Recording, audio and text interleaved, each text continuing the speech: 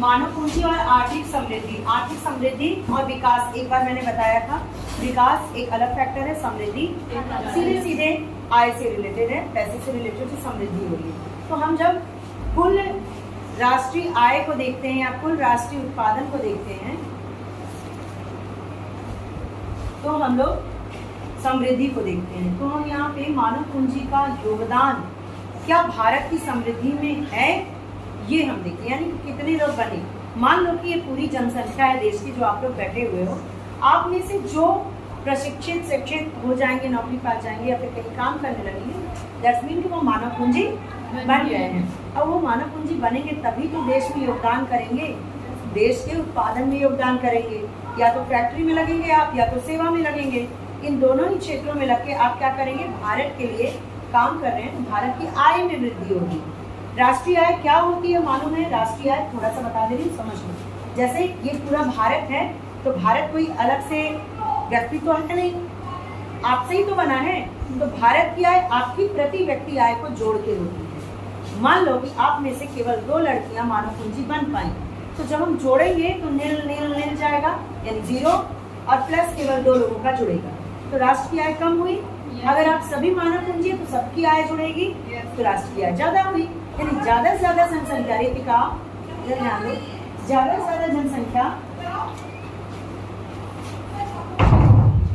ज्यादा जनसंख्या जब हमारी मानव पूंजी बनेगी, इसका मतलब है कि राष्ट्रीय आय में समृद्धि होगी, हमारा नामी समृद्धि की प्राप्ति होगी। ठीक है। किसी कारखाने के कर्मचारी का या सॉफ्टवेयर विशेषज्ञ का, हम जानते हैं कि एक शिक्षित व्यक्ति का श्रम कौशल अशिक्षित की अपेक्षा अधिक होता है, ये हम जानते हैं। सभी लोग कमा रहे हैं, लेकिन राष्ट्र की आय में कौन योगदान देगा? अगर आप अशिक्षित हो तो आप राष्ट्र की आय में योगदान नहीं दे पाओगे। आर्थिक समृद्धि का देश की वास्तविक राष्ट्रीय आय में वृद्धि से होता है, तो स्वाभाविक ही है कि किसी शिक्षित व्यक्ति का योगदान अशिक्षित की तुलना में कहीं अधिक होगा। एक स्वस्थ व्यक्ति अधिक समय तक व्यवधान रहित श्रम की पूर्ति कर सकता है। अगर मैं स्वस्थ हूँ तो मैं 16 घंटे काम कर सकती हूँ लगातार, अगर अस्वस्थ हूँ तो 5 घंटे में ही स्वस्थ होता हूँ।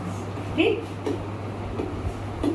इसलिए स्वास्थ्य भी अधिक भी आर्थिक समृद्धि का एक महत्वपूर्ण कारक बन जाता। भाई हम मानव पूंजी बन गए, लेकिन स्वास्थ्य ठीक रहेगा तब तो हम कंट्रोल कर सकते हैं, देश में समृद्धि में अपना योगदान दे सकते हैं।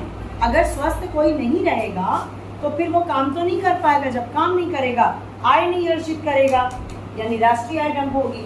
अतः कार्य के दौरान प्रशिक्षण, श्रम बाजार की जानकारी, प्रवसन आदि के साथ साथ शिक्षा, स्वास्थ्य व्यक्ति के उपार्जन क्षमता का संवर्धन करती है। उपार्जन क्षमता, उत्पादन करने की क्षमता। उत्पादन क्या?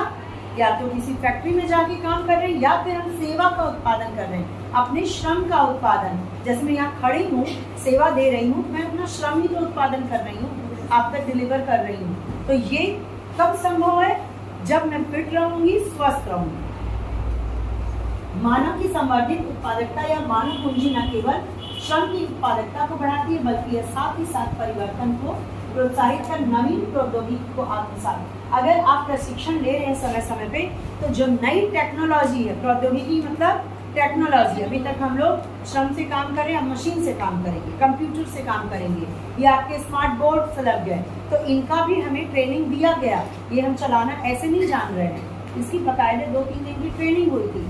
जितनी रिक्वायरमेंट है उतनी ट्रेनिंग होती है, और उसके बाद हम नवीन तकनीकी को यानी न्यू टेक्नोलॉजी को अपनाते हैं और चलाते हैं, ताकि हमारा काम और अच्छे तरीके से चले हो और हम समृद्धि में योगदान दे सके। शिक्षा समाज में परिवर्तन, वैज्ञानिक प्रगति को समझ पाने की क्षमता प्रदान करती है। आप जब शिक्षित होंगे तो आप किसी भी चेंज को, किसी भी परिवर्तन को एक्सेप्ट करेंगे।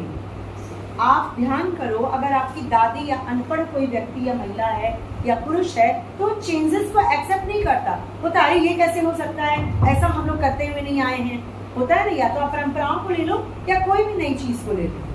पापा या दादा लोग क्या करते हैं, अरे नहीं पुराना फोन सही है, ये कैसे चलेगा, मेरे से नहीं चलेगा, ये कैसे। वो नया नहीं सीखना चाहते, क्यों? क्योंकि वो शिक्षित नहीं है, मतलब उनका दिमाग इतना डेवलप नहीं है कि वो किसी भी नई चीज को आप टर्म समझाओगे वो फिर भूल जाएंगे। समझ रहे बात को? तो शिक्षित व्यक्ति किसी भी नई टेक्नोलॉजी को क्या करता है, तुरंत के तुरंत उसको आत्मसात करता है और कदम से कदम मिलाता है समय के साथ। ओके,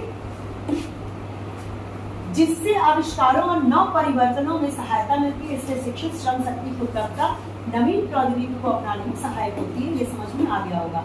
मानव पूंजी की वृद्धि के कारण आर्थिक समृद्धि होती है, इसमें कोई डाउट है? No ma'am. नहीं, समृद्धि होती है मानव पूंजी में वृद्धि के कारण, यानी ज्यादा से ज्यादा आप मानव पूंजी बनोगे, ज्यादा से ज्यादा आय करोगे यानी राष्ट्रीय आय बढ़ी, यानी समृद्धि। इसे सिद्ध करने के लिए व्यवहारिक साक्ष्य अभी स्पष्ट नहीं है। इसका कारण मापन की समस्याएं हो सकती हैं। स्कूली वर्षों की गणना, शिक्षक शिक्षार्थी अनुपात, नामांकन दर आदि के आधार पर शिक्षा का मापन उसकी गुणवत्ता को आर्थिक रूप से व्यक्त नहीं कर पाता। इसी कारण स्वास्थ्य सेवाओं पर मौद्रिक व्यय, जीवन प्रत्याशा, मृत्यु दर आदि से देश की जनसंख्या को वास्तविक स्वास्थ्य स्तर का सही ज्ञान नहीं हो सकता। मतलब ये है कि ये सारी चीजें इंटीग्रेटेड होती हैं। कैसे हम कहेंगे कि अस्पताल में कितने लोग गए वही स्वस्थ रहेंगे, या स्कूल में जितनी लड़कियां गई वही पढ़ेंगी, ऐसा कोई आंकड़ा ना स्पष्ट रूप से मापन की समस्या है, कहाँ कहाँ मापा जाए। तो हम ये बोल देते हैं कि स्कूल गई, स्कूलिंग के बाद हाई एजुकेशन दिया, या फिर कहीं मानव पूंजी बन गई, तो हम उसको बोल देते हैं हाँ हमारा देश समृद्ध होगा या विकास करेगा। एग्जैक्ट इसका मापन करना अभी समस्या है, बहुत बड़ी बात नहीं है, ये सामान्य स्तर की बात है। मतलब शिक्षा, स्वास्थ्य स्तर और प्रति व्यक्ति आय में सुधारों की तुलना करें तो हमें मानव पूंजी के परिवर्तनों में साक्षात दिखाई पड़ता है, किंतु प्रति व्यक्ति वास्तविक आय में ऐसी कोई प्रवृत्ति स्पष्ट नहीं हो पाती है।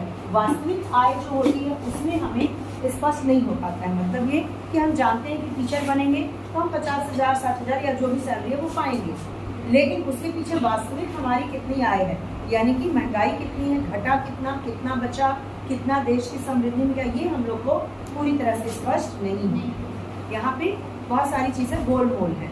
तो बस मोटे मोटे तौर पे हम जानते हैं शिक्षित होना, स्वस्थ होना, प्रवसन करना, सूचना प्रौद्योगिकी, ये सारी चीज में अवेयर रहे, आगे बढ़े तो फिर हम मानव पूंजी बनते हैं।